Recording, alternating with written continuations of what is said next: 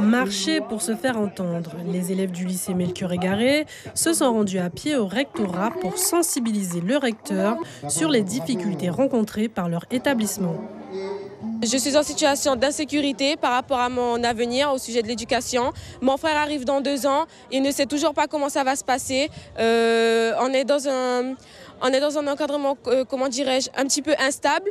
En ce moment, nous ne savons pas comment tout ça va se passer, comment tout ça va se dérouler. Nous n'avons pas de situation concrète. Les 8 suppressions de postes ne nous conviennent pas.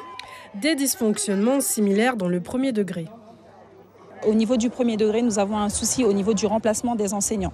Nous avons des enseignants qui peuvent s'absenter, d'accord, et leur remplacement n'est pas toujours effectif. Donc il peut arriver que des élèves n'aient pas classe pendant 1 semaine, et ça, c'est déplorable au sein de notre académie. Nous avons des contractuels donc, qui sont chevronnés, d'accord, qui devraient pouvoir avoir accès à un certain nombre de formations, notamment en tant qu'enseignants spécialisés. Ces collègues-là n'ont pas accès aux circulaires qui leur permettent, d'accord, de postuler dans ces formations. Aujourd'hui, le recteur veut appliquer la consigne nationale de supprimer les plus de mètres que de classe.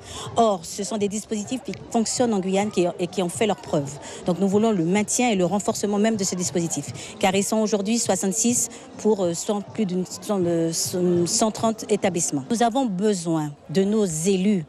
Il faut absolument que nos élus portent ce dossier, portent l'éducation auprès du gouvernement. Un mouvement de grève soutenu par le corps enseignant, l'SENSA, l'intersyndicale, venu pointer du doigt la suppression de 8 postes d'enseignants dans le secondaire, entre autres. Nous sommes également là pour contester la fin des dédoublements, la fin des classes en demi-groupe qui sont essentielles pour faire progresser nos élèves guyanais qui ont des difficultés scolaires particulières.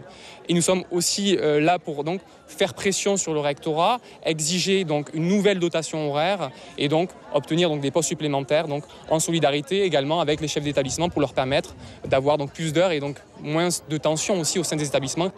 Les représentants de l'intersyndicale, l'UCNSA, ont été reçus en début d'après-midi par le recteur. Un échange infructueux selon eux. Ils restent donc mobilisés et demandent à rencontrer le ministre de l'Éducation.